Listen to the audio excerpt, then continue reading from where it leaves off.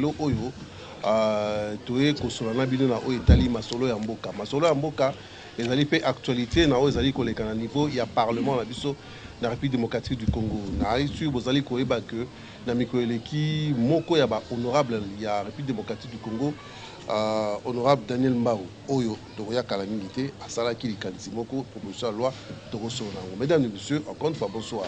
Na pokwa lelo tozali koyamba honorable Daniel Mbao Sukisa yazali professeur na université à Kinshasa, azali sous rapporteur na commission PAJ na niveau Assemblée nationale, azali sous avocat na bureau na barreau ya Kinshasa, pe azali moto na nzambe homme de l'église ami pesa na nkolo na ye tokosola o etali actualité ya mboka. Mais masolo ya lelo à part honorable Daniel Mbao o bozali komona nabili na oti ko présenter na kozala nga moko te nazali pe na confrère na ya Canal Congo Télévision Doudou Montiri na ye to komeka ko réfléchir elongo na ba mama na ba papa o ba e kotala biso ebele toyoka mituna ba crainte na bango par rapport ya makanisi oyo honorable Daniel Mbao apesi azali ko proposer na o etali ba réforme na niveau ya mboka na biso na mwa makambo ebele. Honorable la quantité présidentielle l'équipe malamu mbote d'abord. Ouais, mbote mwana mboka Mario Ambongo. Ndeko Doudou Montiri. Namoni base za na biso la population za na biso. Yo moko mo lelo ezali sans tabou hein, to reçoit na o etali mituna ya mboka. Oui, c'est très important. Mbote na yo lokola na honorable Mbao Daniel. Et ça na litomba. Donc pour très souvent ba député tant ba za na parlement peut-être base va comprendre malamu milité communauté population za rapenza na mo ba ignorance ma rebelle contact oyo et vous permettre à ce que moko na moko aloba na mission honorable ndenge zo kanisela makanisi oyo loi oyo honorable ali ko proposer pour na kosala la vulgarisation moko ezali penza kolongo bana et j'ose croire que zili kanisi kitoko et base de comprendre que tout pe communauté momimba moko mo peut ba comprendre et ndenge longo bani to c'est ko bana initiative kitoko oyo mario mboko. En tout cas, kaka ndenge outi koloba yamboto banda to lingina no yemo kona no honorable Daniel Mbao avant de permettre la biso a expliqué biso genèse des ali ndenge par rapport à loi nae a meka ko récapituler biso qu'est-ce qu'il a proposé na ba congolais ou ko changer un peu le vécu na biso au quotidien et puis le pourquoi avant to kota na mitu. Bon, merci mon mboka Mario Ambongo. Et il faut dire d'entrée des jeux que ba congolais va senga ming ba loi sociale. Les Congolais va critiquer en disant que bino va politicien soit la loi institutionnelle, soit loi sur la CENI, soit loi sur les SENSA, mais qui parle au peuple. Alors na banzaki lokola moto ya kelasi na banzaki était il fallait toucher un segment important de la vie à ba Congolais code de la famille parce que n'a considéré que après constitution et c'est vrai hein, dans l'ordre de la hiérarchisation il y a ma valeur matriciel, il y a un texte. Après constitution, dans Mboka, il y a un code de la famille. Parce que le code de la famille, il y a un vie en société. On ne peut pas construire un État développé sans qui si famille qui est la cellule de base. C'est comme ça. Comme vous l'aurez constaté, en gros, il y a proposition de loi Oyo. Même la proposition de loi, monsieur, toucher la question institutionnelle. Interprétation pesale au lengue dans le lengue. Justement, donc les lots tout pour dissiper ba malentendu. Parce que ba msusu ba osa ba critique il y a texte alors que ba tangi angote ba be a congolais ba sousoupe ayoki ka na balabala. Ba msusu osa ba célébration vide. D'autres kiti ma yo quitté à mon angaïté. Voici je suis là pour récapituler ma proposition de loi. Donc proposition de loi oyo ils en a 59 articles. Donc le premier texte initial, la 48 sur à 59 articles. Proposition de loi aux innovation et belé. Question à d'autres ils ont intéressé plus d'un. Ils ont à peine à 4 ou 5 articles. Mais tous les restes, ils ont touché ma question fondamentale de la société. Bon, on va en parler peut-être à ma maman, à papa Bazawa. Bah, pourquoi les Congolais sont très attachés à d'autres qui est la question très fondamentale. Voilà. Proposition de toucher même la question de succession, la question de libéralité, régime matrimonial, personne fiançailles. Et toucher le segment sur la vie nabiso. Sur le plan de la succession, proposition de protéger conjointe survivante. Na lingala, maman oyo, to tata oyo, akufeli, molongani. Biloko etikali ba okabola ndenge nini. lopango eza be moko mobeko lobi mopango wana fo batikela conjoint survivante na bana mais lelo komoka moto alongwe masima nimba aye kisasa to alongwe nganda jika aye kisasa aye kobotola. On me parlera de l'usufruit, ça c'est sur le plan civil, mais sur le plan pénal, proposition de loi oyo et qu'on protéger maman oyo tikali veuve na bana à travers les mécanismes de pénalisation. Il y a des déguerpissement illicite. Le lot moto benga na veuve nanda au kotiboloko. Proposition au pour la veuve et qu'on protéger contre la pratique post-mortem. Oeza contre les games. Na français, na lingala, bambeba ozo salama. Nanzela coutume. Papa akufi ya bokoko voilà. Babi faut sokola maman, faut ba melisa maman bambondo. Ba ba soya bomi papa toté. Bon, dans ma circonscription, j'ai eu des cas comme ça. Au maman Moussoussou, ba pesa e mbondo ba soya bomi papa to maman, le jour qui a suivi, elle a fait des frissons et puis a saigné makila. Après 2 jours, mort s'en était suivi. Tu as vérifié après autopsie, donc ba melisa na bangoye poison. Et ça, on a coutume. Donc, il faut qu'on protège. Maman. Est-ce que ça m'a bé? Est-ce que ça m'a bé? Innovation, sous tosali institution mon trust. Les lois n'a pas expliqué en côté, mais bao baza ba succession à mineni. Na ba actif ya mineni. Na ba conférence mikoza ba comprendre que c'est trust et ça transposé du droit canadien. La France peut ba utiliser qui mécanisme pour protéger Peugeot. Ma succession est là minenne. Donc c'est un nouveau mécanisme de transmission des actifs successoraux. Depuis le Congo, succession se transmet soit par voie testamentaire, soit par voie ab intesta. Depuis 1987, Tobaxi, 3e mécanisme de transmission. Donc ce 3e mécanisme assure la protection de la succession contre les intrusions des personnes de mauvaise foi, mais ils ont assuré aussi transmission transgénérationnelle et à la richesse. Donc, code de la famille est commis un texte non simplement d'imprégnation sociale, mais aussi un facteur d'impulsion économique. Donc, donc 3 touana n'a pas expliqué pour tout le monde mal entendu. Mais c'est très important. Je crois que ma grande firme, ma grande famille, même l'État congolais, a très intéressé parce que 3 soignants, ils appellent un vaste outil ou une machine de production fiscale. Donc, et comme on a généré un impôt pour permettre finances publiques à l'État où il est. Donc, il y a bien des choses, tout ça, les missions élaborées, ça vous permettre sur Trust. Rapidement. Question, il y a moi un sous capot ta question à d'autres. Au moniteur, on va réviser le code de la famille.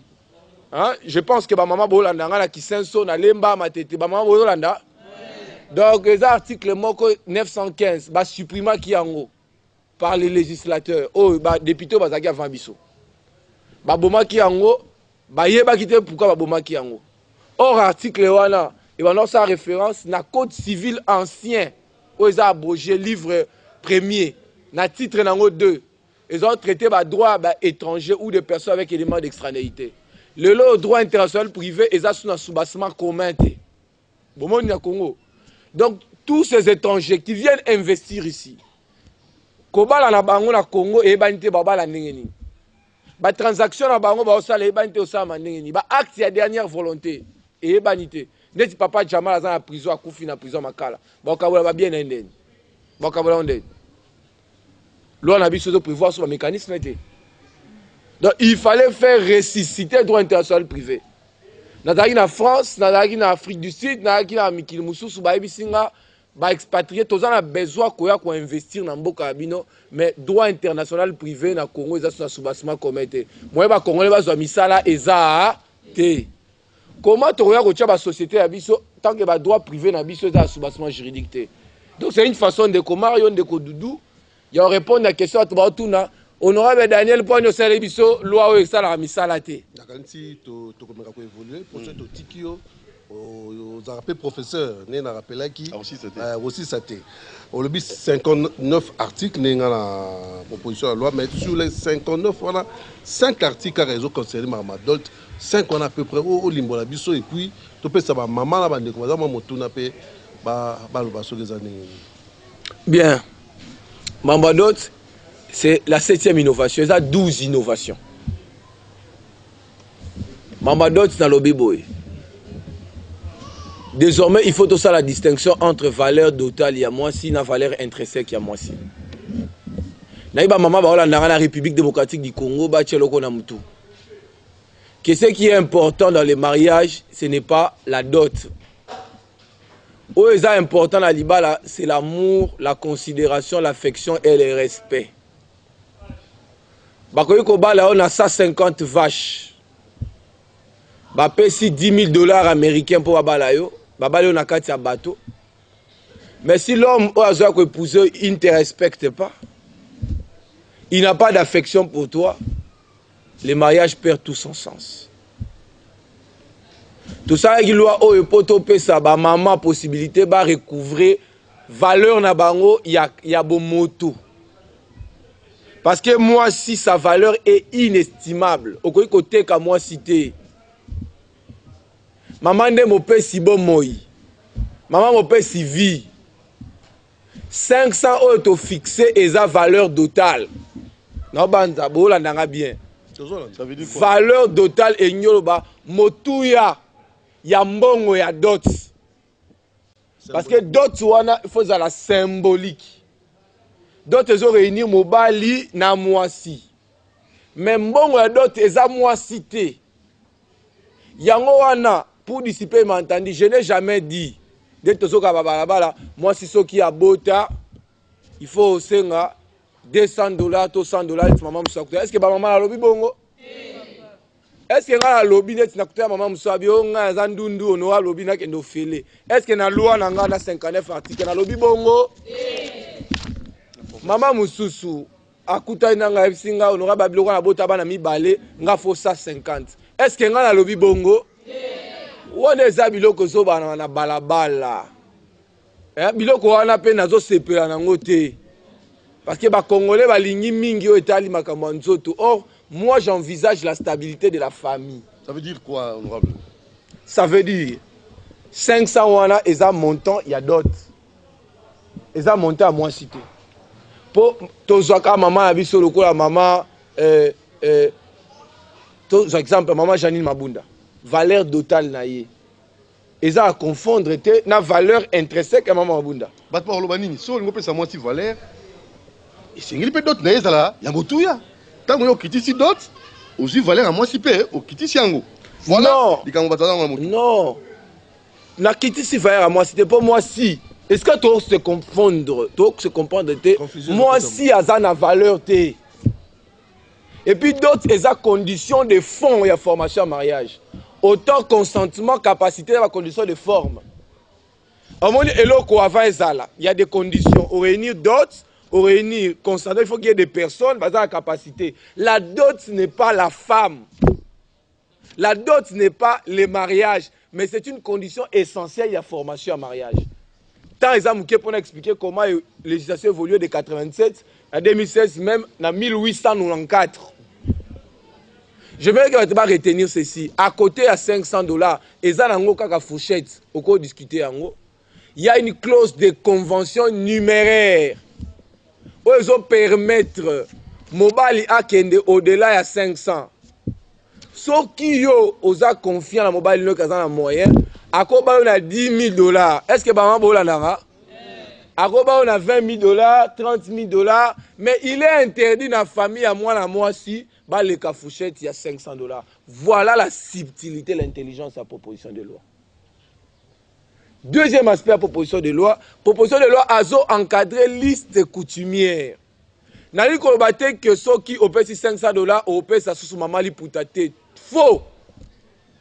Mama puta bilamba maman, bilamba papa, bakalebas, ils ont relevé la liste coutumière. Alors, liste ya mutu na mutu esengeli est respecté coutume ya mboka na bango. Plasma. Voilà, désormais, désormais, un abonnement il y a 12 mois. Groupe électrogène. Groupe électrogène. Oui, moto. Moto, ok. Et longo. Est-ce que tu as dit parce que les couple belé, ils ont vivre à union libre. Moi, je balana. Exact.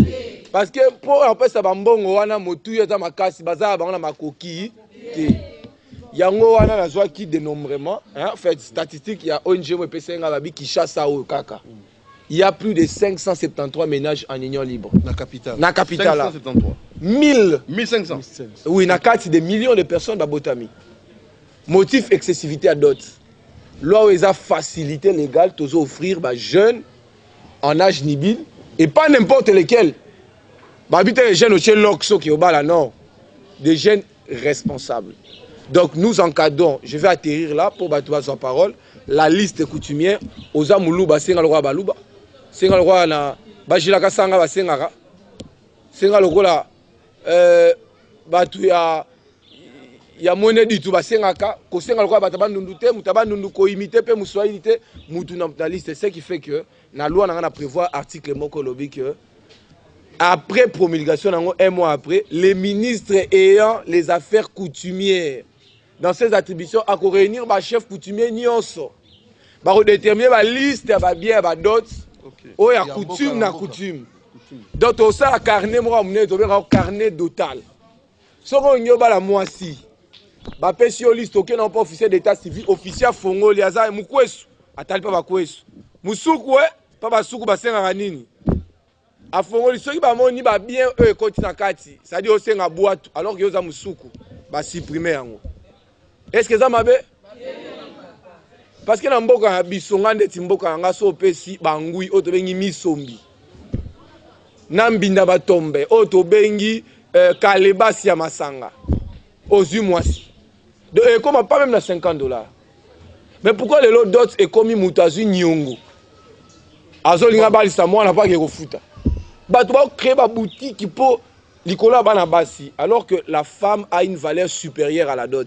Voilà un peu pour l'essentiel, ce que je tenais à porter à votre connaissance, tout en mentionnant le fait que même célébration à mariage tout fixé. Dès que la Bougoumès, c'est que c'est un bateau, location à Kitty, bouteille à whisky, bouteille et Sili. Donc, frais à célébration 50 000 francs congolais dans la ville, dans la Mboka 25 000 francs congolais. Mabé? Je pense que c'est ça l'essentiel. Voilà.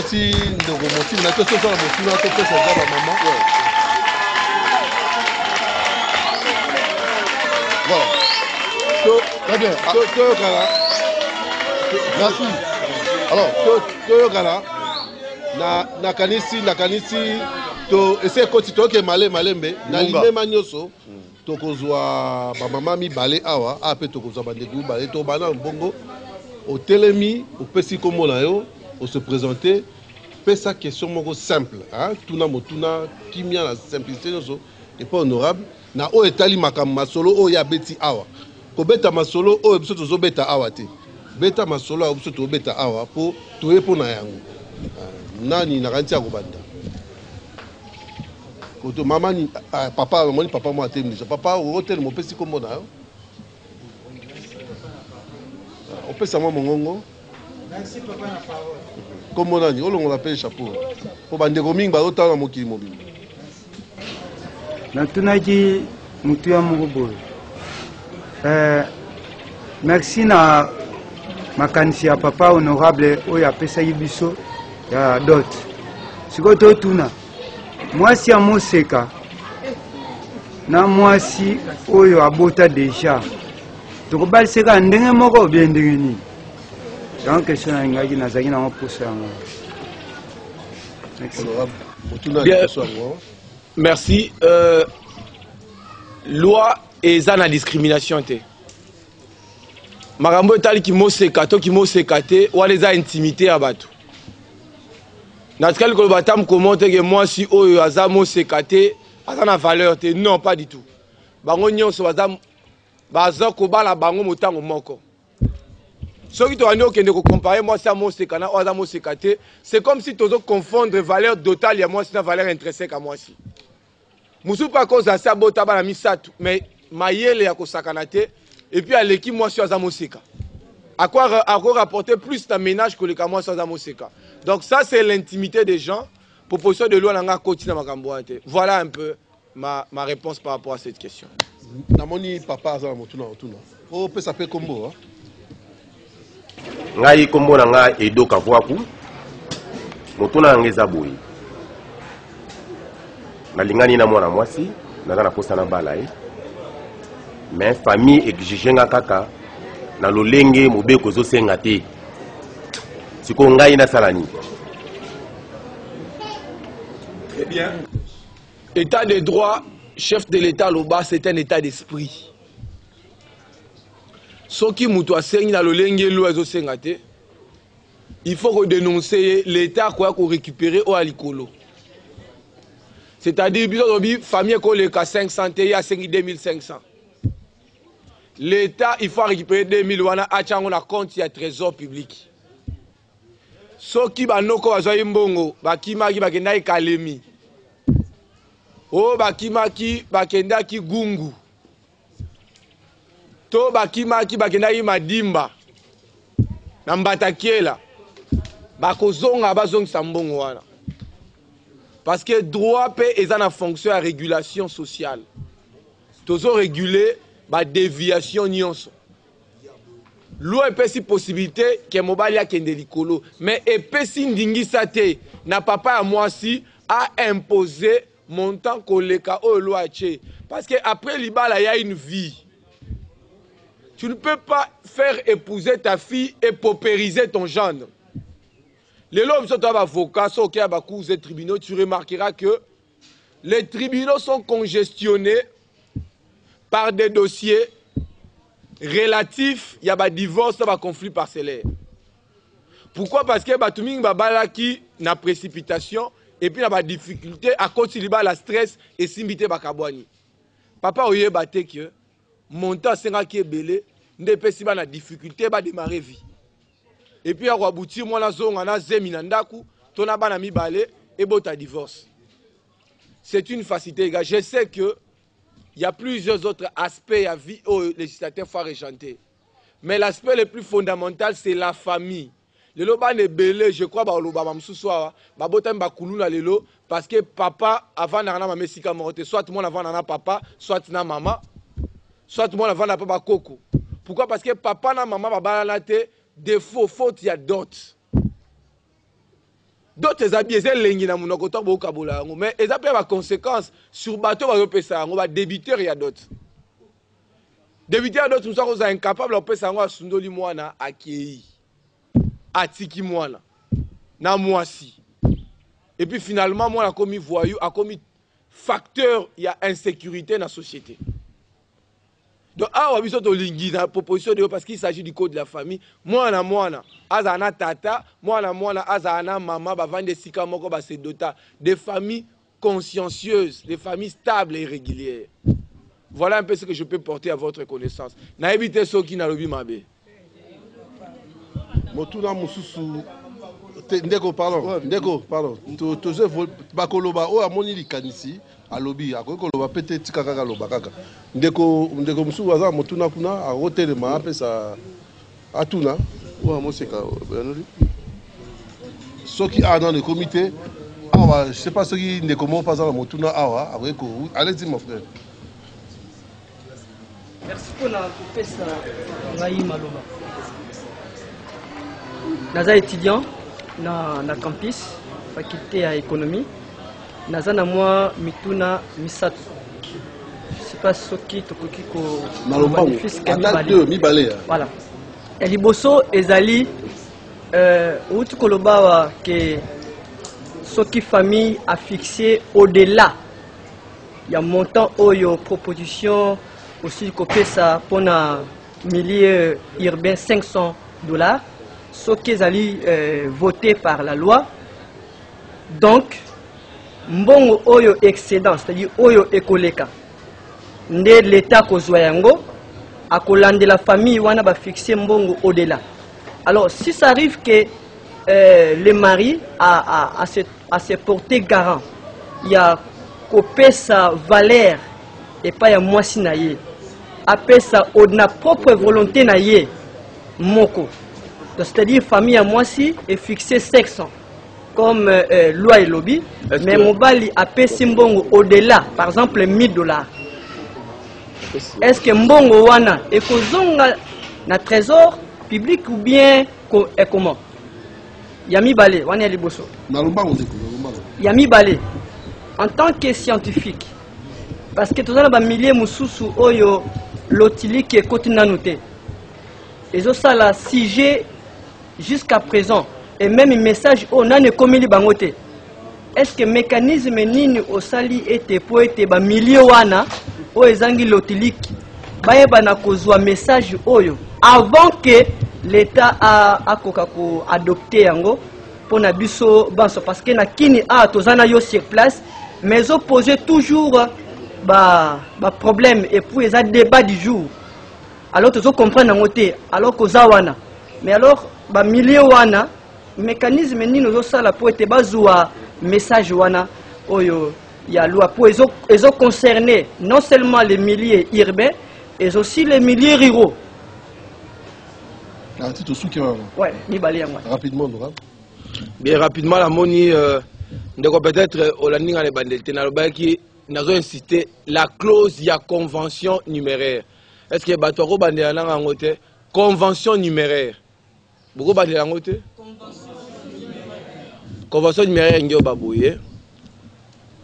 Il est autorisé na mobali à kende au-delà de $500. Parce que honorer moi si nayo c'est aussi une question de fierté personnelle. Namona mutu musu va proposer $300 la liste. Atali poa na ye, azayi mutu akasai. Abi non, na poa nanga 300 ko kendete. Bo baksa 0 mo na coin. Et ça li $3000. Namona mutu musu soupe. Abala moi si na ye, aza politicien boye billet à l'époque yakala. Na $1 million. Et puis qui s'amité. Mais et là qu'on a insisté subtilité à l'eau que 500 wana est opposable quand on a famille à moi si na famille à mobilité. Donc différence c'est ça. Voilà différence wana que 500 est opposable dans la famille. Il y a moi si mais à mobilité parce que to tchaba to sur condition égale. Bisognos to zo ambo on est moroté. Moteur au pèse à 2000 5000 à cause même sous commerçant, politicien, homme d'affaires. Mais tout le monde n'est pas homme d'affaires. Donc on empêche les Congolais de se au bazar milliers périurbains, au bazar maçon, à qui est au-delà. Et puis 500 il faut payer ça 500, on peut payer 300 aux mois-ci, on peut payer $70 aux mois-ci. Pour tout le monde qui nous ont dit. Tolini de d'autres ezala na caractère symbolique, mais à côté respecter la liste et la coutume nabino. Peut-être que question monsieur Zoya batubatu est-ce qu'il y a 500 wana? Toyambia babo kilo na lobi te. 500 za koyamba babo kilo te. 500 wana za valeur totale. Na lobi na kati ya mobeko o so tanga article 364 etina C et que bis na chez article 64 bis et que likambo etali feti ezala na ecclesia ezala na coutume ezala devant officier d'état civil et commis na compétence exclusive ya ba marié limbola en côté bango nde bakobimisa mosolo pona koyamba batu à part 500 parce que mobali azoya kobala moi 6 fois à la responsable. Okoki te koya na deux combis à batu et tout le quoi batu 50 personnes au PC le hôtel à 500 et puis on a exigé après ça vient bloquer olia de ça signe ma B et ça signe avec faut pas bengana yo en principe 5 ces adultes mais ceux qui ont ligné ba yamba bino oye na montant ono mususu wana eza prévu na loi te mutu muso ko bala moi ça paye 500 ma paye $3000 ya réception. C'est interdit. Si vous avez une photo shoot dans la loi, non. Il y a la photo kanda, photo normale. Et ça doit y il y a utilisé photo shooter. Il y a une profondeur numérique très dense. Et ça doit y il y a qui la paix na kati espace ya bateau à côté de bateau. Et ça doit y mususu peut interdire te soigner na lupango bateau ba bongisi ba fleur. Et ça doit na bango.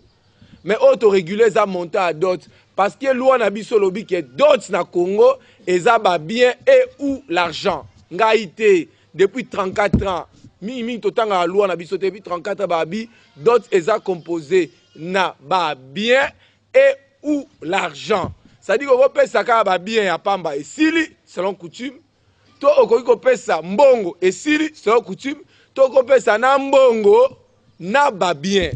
Mais si ko aspect ya mbongo eleka 500 ko pesa même $20 soki boyokani na kinzonzi okoki pe opesa $10,000 yo mobali soko décider obi bon nga na leki luambao na linga moi si o mingi nazo prouver famille que naza makasi na pesi 10,000 ce n'est pas interdit mais tobo inde famille à maman ba déborder est-ce que mabe ezali biso toza basai na nzambe sengeli to balisa et puis esengeli mwana aza na famille. C'est cela l'objectif qui est poursuivi. Et la famille, je la considère comme une machine de production de citoyens. Nous ne pouvons pas avoir de bons citoyens sans avoir des familles stables et cohérentes.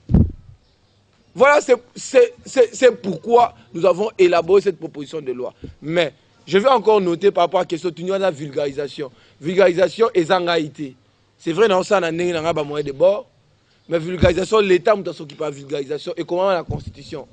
Ce qui va promulguer la loi, l'État faut vulgariser. On peut même la langue nationale pour battre. Mais contrairement à ce que tu dis, et qu'il y a fin fois, le téléphone, ils ont plus de 17 groupes WhatsApp plein. Jeunes, je vous salue. Je crois que vous vous reconnaissez. Lubumbashi, des jeunes attendent ça. Bamsuku doit bien la goma babi que batumusu bakomi koyiba na bangombe po abala au moins bakangi muto akenda oyiba na kala batu bangombe po abala trop c'est trop. Il faut réguler cette question. Ça commence à troubler l'ordre social. Voilà. Oui, le temps, le moment tout non. Mais Doudou, une minute avant tous maman parmi 59 articles na mais au niveau de ma bota, pour un peu les belé, les bandeli, au chrétien qui mouké, papa Koufi, atiki babiloko, banam sousou, bakote ma balabala, tout problème, pour ma succession, monsieur bakoui ma moboulou. Est-ce que pour la sécuriser les uns les autres, parce que le but na yoza ko se baser mingi na social. Vous avez pensé à ça? Ouais, article la succession ça est belé kutu koleka. Article la dot. Non tu le bangwa toujours protéger petite succession. Même dans la grande succession. Tu as sa possibilité, la conjointe survivante, la héritière première catégorie, va se plaindre devant la justice. Ou par le fait de la dénonciation, la justice a se saisi sur la bengani maman veuve, nandaku, mabe wapi. Et puis, tu as même plus loin, tu as dans le domaine de la succession, tu as même dans le domaine de la fixation à résidence. C'est-à-dire? Tu as aussi même maman possibilité de fixer résidence. Si maman zo sala esika moko bazana mbongo ebele koleka papa zo ebele et sengeli pe aza na droit il faut fixer résidence parce que la résidence se fixe dans l'intérêt supérieur des enfants et non parce que papa alingi pour papa ko zala la na yas na mona couple msusu bavandi na otanga communauté quartier te bazo louer chambre moko salon papa alingi bavanda na condition alors que maman zu musala na société moro bancaire affecté na agence ya ville maman proposé pas comme attendre na musala bavanda ta na lingwala bana batanga ata na boboto non papa lingi bana bavanda kaka kuna esika bavandi batanga kaka na complexe scolaire papa binzembo nzembo na condition po ye aza enseignant na école wana atangisaka kuna. Entre-temps, Moussala, maman, maman, $5,000. Ton intérêt supérieur, il y a bana. Maman, il faut fixer résidence. Ouais, innovation, tu es dans le bâtiment, tu es dans la tête. Bakam sous maman, par exemple, CCTV, vous créez succursale à Paris. Botindi, on à Paris. Ah, qui est une famille. Papa, boy, qui t'est tiré à mobile, tu vas na kin. Or, bana, faut attendre la condition bien. Donc, loi, ils ont un avantage, pour la base, même dans le domaine de la fiançailles. Et puis, ils ont fait ça. Stabilité dans le couple, promotion dans le mariage et puis dans la valeur. Voilà, honorable, on a évité promotion, stabilité dans le couple. Mais il y a un problème. La famille, on a comme ça, on a bâti le marchandise. On a bâti 10. loi il y a ce bien té. Honorable Daniel Mbao. Est-ce qu'il y a moyen? Dans 59 innovations, non, 12 innovations, 59 lois au Sali. Article, excusez-moi. Il n'y a pas au moins tenu ce fan du Kakana. Kozanga ya peuple congolais. Pauvreté aux alambo cannabis. Nde lukinyo sur makambo, luki makambo nyo sur to fan de yao. Est-ce que dans 59 wana, ils ont le loko moko te article moko te ozali ko sunga congolais. Ah bon ça na makambo ya comme ça bana na bango basi ko marchandise. Aïe un peu copiment. Très bien, une très belle question. Na uta loba aoa na pesa ki deux éléments. Na domaine la succession le belagi 3 astes. Les mécanismes mon a un droit canadien et protéger la succession à minene contre la intrusion. Et puis la succession à minene sotali bien et ça na misala o créa. Au moins là monsieur Doudou Montiri patron par exemple il y a société telle société on est dans 300 400 emplois. Mais so monsieur Doudou a Koufi bate qui société Koufi bana makabo ibilo ko na famille et panzani tous ces 400 personnes va travailler bani ko telengana social a na maye wo yango na créé 3 na ko expliquer au mikolo ya comment boko ko rentabiliser ba actifs successoraux bo pesi yango na une société fiduciaire et que ba successible bazoka ko tirer ba bénéfice. Alors 3 c'est des machines même fiscale na ko expliquer yango comment ko bakisa budget à l'État pour la population se retrouver. Vous comprenez? Très bien. Donc, il y a 3 sous au Canada, aux États-Unis, en France, un trust, ils ont géré un revenu important à 14 milliards de dollars.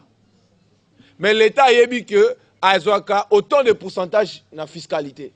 Déjà, dans le budget de l'État, il y a 3 soit affectant dans la création de l'école, il y a des emplois, il y a des hôpitaux. Donc, ce sont des choses, des innovations. On va amener la réflexion. Deuxième aspect social. Droit international privé. Tu crées un aspect pour protéger les droits des étrangers qui investir. Parce que l'investissement dans le Congo est comme un casse-tête. Les expulsé. Les droits privés sont garantis alors que tu es actif dans le Congo. Ce qui fait que les investisseurs qui ont des capitaux de millions pour créer misala pour les jeunes, les tonia, les mamans, moyen baya exacté. Loi oyo et ko sophistiqué droit international privé et ko fait ressusciter en haut. Donc sur le plan économique, les Congolais ceux qui loi ils a appliqué et que les investisseurs ba est belé dans le secteur secteur minier, secteur nutritionnel, tous les secteurs possibles et que bah droit la bango est garanti. Donc même aussi quand on dévoilé blom sur l'obéissité sur neni toko ko gérer bah actif na ba capitaux à étrangers na intérêt à ba congolais. Donc comment on dit 3 na donc c'est deux grandes machines de production économique. Non. Code de la famille, il faut pas attacher à la question sociale dans la famille. OK. Il faut pas la question économique. Mais malheureusement, débat qui est militaire la question ana. Batumi ba 3 ezanini. Un mécanisme il y a transmission du patrimoine successoral. Société fiduciaire Moro X Mario et une société Moro actif. Il y a 20 millions de dollars. Il y a Moutoumon qui a travaillé pendant 50 ans. À charge pour Mario a fructifié, on a signé un contrat, par exemple, yo comme ça, na 90 millions. Na bénéfice ya héritier na yé. Pour bato ba utamboka ba oya pour bato ba bien, ba kuta vie de loko ezate. Bilo onyo c'est comment ya Mario. Très bien. Or en réalité Mario na muto akufa ba signer contrat. La protection. Contrat wana ba signer on a bénéfice ya ba succès. Moi pe kindoki ekota ezate. Mais tu vois ça c'est trop fort ça. Comment ça? Na sima convention wana bayoka na Mario lokola na pesi ndako ma campagne na pesi ndako ya Nsele na pesi ndako ya Lemba yo okolekisa 6 mois okosombe ya bana nga même lupangu na limité Ça, c'est dans la loi. Non, la loi, non. Na limité. Si papa qui nous a ngongi, a utaki mboka, a reçoit biloko, a kutanina Mario qui est un trust, une société de fiducie. Ça peut être aussi un cabinet d'avocats. Mais tu as la condition, c'est pas n'importe quel cabinet d'avocats. Parce qu'on a un cabinet d'avocats dans la société fiduciaire, on a un sengu kudibende. Moya zwata egui ezate. Donc, ils ont protégé ma famille, ma bana et puis bana wana msu bako appelé capable été. Bazo 20 millions ba fructifier en haut. Pour bana ba komara chaque jour, oh, nous sortons de l'indivision. Licitation. La licitation, ça veut dire quoi? Bozana ba bien patrimoine à 20 millions de dollars. Mais ça teti moko. Aline autant atalika bo kabola. Ils ont empêché bano balinga bi kabola ba kabola. Et puis, ils ont facilité, même l'inconscience, ils ont bénéficié. Donc, ils ont de génération en génération. Est-ce que les Kambabou na Congo, c'est Salama? Pourquoi tu as mis un dot? Ici, honorable, tu voler rapidement pour mon petit question mingité. Jeune moko bazali a moko azala moi témoignage à ça là. Tu as soki kanae par rapport à magamnao ezali ko ba ndenge ni ezali ko soutenir ndenge. Ndeko azali boso moko agopé sa témoignage alingi moko agopé sa témoignage ya parcours na ya lobby lolenge à se comporter dans la société par rapport ya boé est tout dans la loi et lobby kokona mamu oyo honorable alobeli biso na pourquoi apopo madoze pour la divorce ngai na ko na bana nga za victime ya divorce ya mama badoche wana ba product pour papa nga na mama nga bakabwana zana muki kabote biso amibali neliki wala ninga to mama kabwana papa isengeke mama ki na wazaki muki ngatima dana pusa ngaki ngana tsikala efa papa me na lupango ya kuku nakulaki na ngabia na tangaki jusqu'à ce na koma un point moke affection penda ya mama ezaki te pona na bavaka na batata mwasi batata leki papa pe bipai pa yenga neti pa jupi mwasi ninga pe na mwasi pe toyoka na ate tinyanga mo pe exacte ke rubenga na ngana ndonga mo pe ni ya se décider ki na nga libanda pale pende za na ngo na koya pe na fazi me na olinga nga sunda kuke pona nini atika nga so mama nga kenda na ngai melem susu ngape na nge naza na ngape na vie ya kiyanki ya kivoyu ona kana na vie na pona botem pe na vie na te botem na famille bien mais ils ont aussi contesté mon beauté est-ce que la maman va détresse et ngamoko que affection maman ezati kota papa pe longo isa ke et tout sanga pena na maman pe izalaki tepe bande ko gatenga fa ba gatenga pena ba façon tina ko pena la jumana ko la posa mbongo so mbongo ngo na ibino lukango te ti pena zavi ki mananga pale mais ya ko benga abu abinga na bonga pete ngapena ba on peut tout so na pete ba kanga pinga pendo ki pete eloko pete tout so la pena ba on calme pour ngai na mona ki na ba point si honorable le le loi pas mambo ya ba dot ti et même ma divorce pour bit ya dot bit el bala les anon peut ateka mbongo les anon ke to ba zo papa na mama baza même wana éducation ba pesa bana pour le temps ba wa kola baza ka toujours ni bloc wana kete abala ka mama bango mais bakabwana ka e poser fika ba so pa bana pevele msuti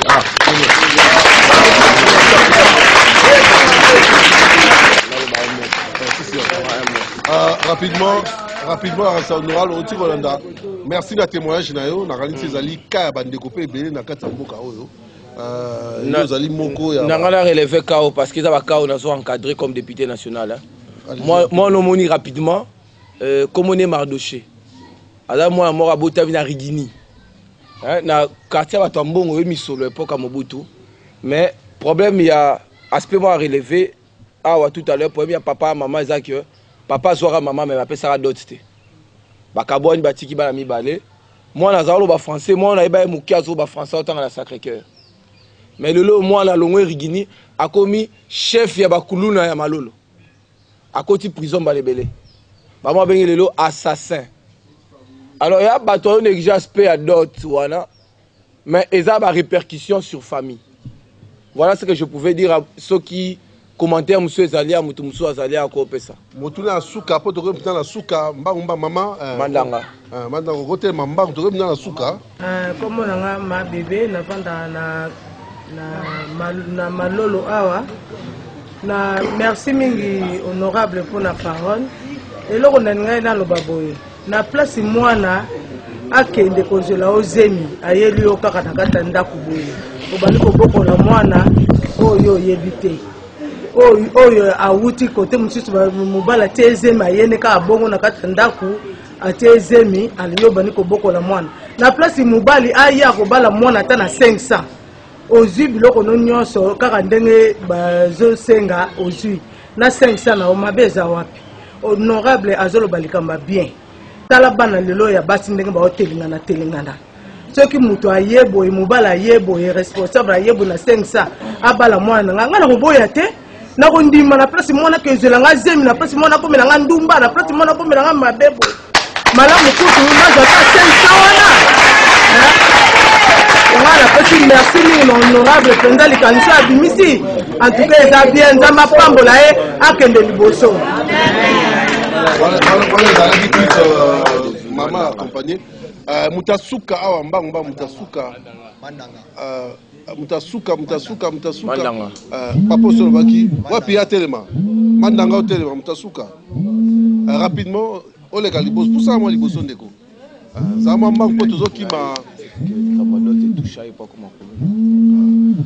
nana tuna yo na ndeko na ngai lelo tozobeta masolo ya badot au ndeko toyoka est-ce que etushaki yo mpo lelo okoma kuluna to okoma na nzelo bazoloba ndeti babiso lelo bango abenga biso babala makamu mpona nini likoloka badivorce mais d'autre part toza bana makamu te bapapa to balingaka mama ya biso na ntango wana babalaka te ko babalela $500 ndenge nini wana d'autre personne ezalaka te na tomonaka mama basala badivorce yango lelo biso tokoma bayanki tokana mpe kiyanki yango te mpona nini soki papa mama azalaka place moko na tonga tozala bayanki te dans likanisi na ofo dot oyo esalama ndenge bazosenga mpona dot soki ezalaki ya mosusu badivorce mpe nga ozala te bon soki wana ezala c'est normal babiloko wana ifo ezala mpo ata basali divorce mwa biso tozala éparpillé ezala te mwana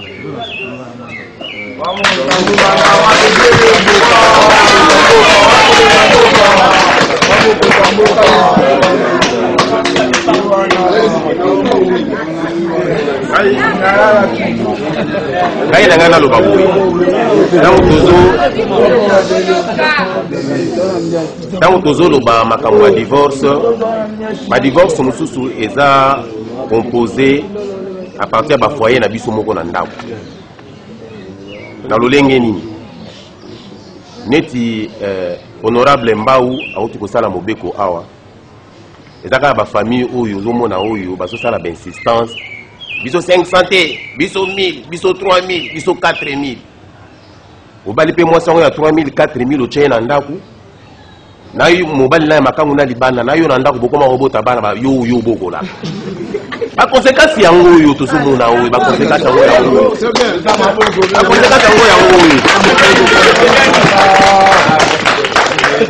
yo boti mwana zo elongi ya koko ezalaka te donc bref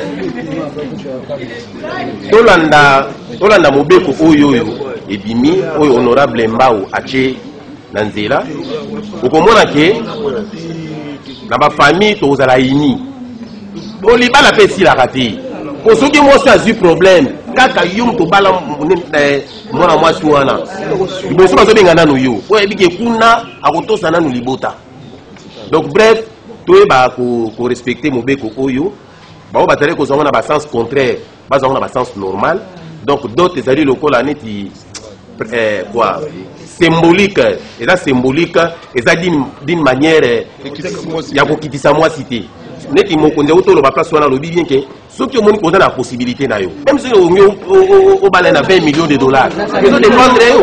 ezodépendre na yo mais $500 yango nde oyo leta alobi donc bref na soki wana merci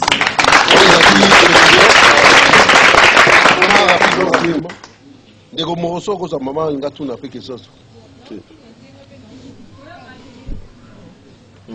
na te nazo commenter kaka étant que moi c'était que jeune fille na sepeli parce que avant na bande comprendre en te mais ndenge ba expliquer awa na comprendre sikoyo pe na sepeli na loi o makasi pe na encourager ba parents botika système wana akalesele ki bo faciliter biso pe pour notre balité ba proposant bazoya bazokende po bazobanga ba famille mususu bayebi ba ganse bazaka wana ba obotaka wana ba kosente bango et puis ezokende ka bongo de génération en génération loi o eza malamu mingi moi mukene ngai na lo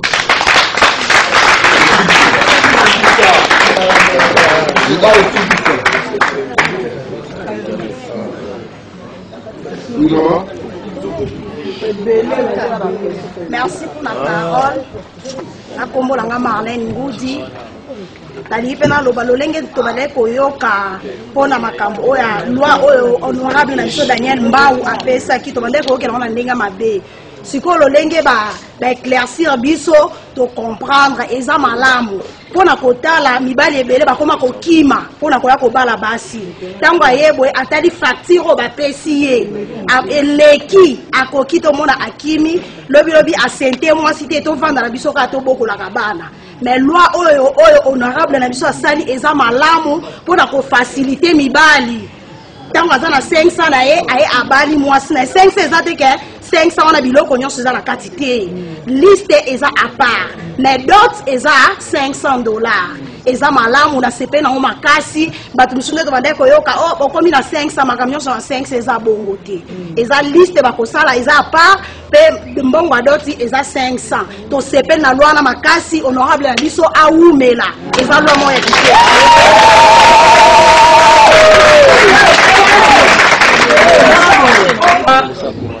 on a loi eza bien mais eza peu cher oui on a bambuka babalaka na $500 te bapesaka elemu bopesa même atadra na mungwa na village mais tandis que mbongo baseke ezaka mingi 500 eza mingi même ntango nga nabalaki na mbuka natiala kopesa $500 te biloko kaka ya elembo basengaka mbongo te mona na kisasa basenga mo pourquoi puisque au mariage au buluwe ba bâtiment c'est pourquoi moni bato bayaka na esprit ya osenga ba mbongo mais normalement loi c'est correct mais mbongo eza pe mingi kaka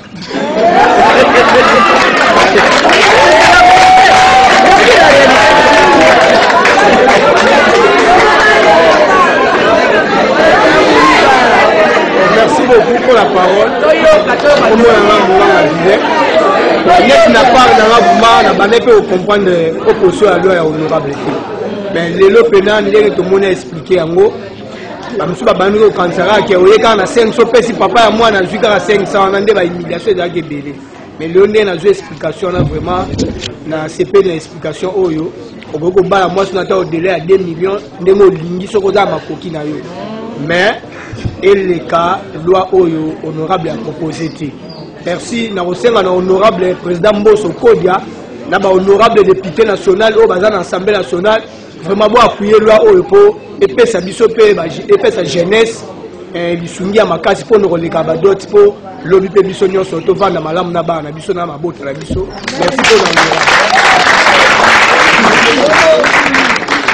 pour la ici carnet tout koloba tozalaki na honorable Daniel Mbau lié azali professeur de droit à l'université Niki azali sous rapporteur de la commission PAJ na Assemblée nationale azali sous avocat na barreau ya Kinshasa pe sous azali homme de Dieu doyaki a la etali masolo de la proposition de loi na ekalami été qu'on a débattu na niveau ya Assemblée nationale mituna to pesi binoka échantillon on a raté échantillon azali mituna ya moko na moko o article na ndaka azali kotuna par rapport à incompréhension o ezali ya ba 59 articles oyo pe mingi 5 articles nezali plus basé na Mahamadot to meki to zwa ba idée ya moko na moko to tuna bino mo boyoki réponse na ina ba précision a pesi na kanisi mingi ezali ka pour avantage à population na peut-être ceux qui doudou monter aux non bon en fait to pesi merci na honorable disponibilité na ye na ndenge pe base communauté de Ngaki Eoka Nino loi sur enfin c'est la loi sur la dot alors non c'est le code de la famille le code de la famille tala mune na loi boye tozu ba témoignage ya bana mso ba divorcer hein beaucoup ko voilà alors mune na loi na makambo tali pe ko garantir ba héritier succession et tout ça na le kambo tali économie hein économie pe triste donc mboka pe ko kota moi misolo on dit mon sebe ko kota to zali ko senga na honorable à continuer vulgarisation parce que ignorance ndezo sala ke ba incompréhension bota mona ngolo roi neti ezana tina mokote alors que yango ezana tina merci beaucoup honorable basuka bon le basuka merci mingi na tambo pesinga na expliquer ba compatriotes pertinence il y a proposition de loi oyo na osenga ba compatriotes une seule chose batanga loi oyo batanga yango ba comprendre que depuis législature et banda en termes il y a ba innovation cette loi est parmi les bonnes lois sociales. Et puis, il faut interpeller la population, ça a très attention.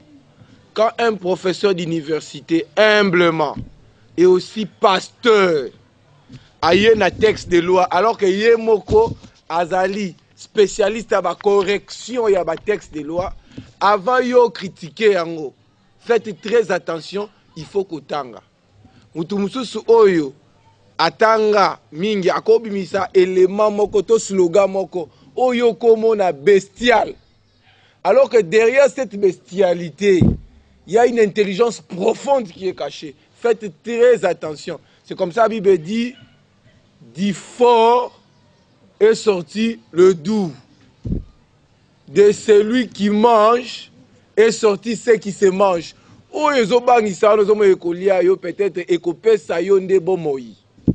Cette proposition de loi a la vie. Parce qu'elle régente tous les segments de nos vies. Que le Dieu du ciel ouvre nos intelligences pour que nous comprenions que ce texte de loi inaugure une nouvelle heure. Je vous remercie.